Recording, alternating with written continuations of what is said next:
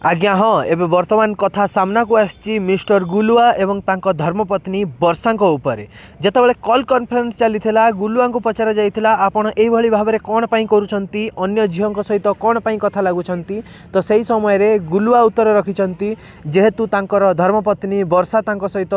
शारीरिक संपर्क रखी नाहंती सेति पई मिस्टर गुलुआ चाहुछंती कि तांको सहित डिवोर्स नै कि तांको मन पसंदर झियो सहित विवाह करिवे सेति पई से जाजपुर रे जाई कि झील मान सहित बुलती मनाली झील मानू नहीं जाती। तो यही जगार वर्षा तांकर उत्तर रखिंट जेहेतु गुलुआंकर अन्य झील मान सहित लीला चली अन्य झील मान सहित कथबार्ता होते से वर्षांकर विश्वास आसला नहीं जेहेतु से शारीरिक संपर्क रखिकी जदि छुआ जन्म करदे ताहले से छुआटीर फ्यूचर कौन हम बोली। तो से जगार गुलुआ कहते कि मोर अन्य जगार प्रेम करिवार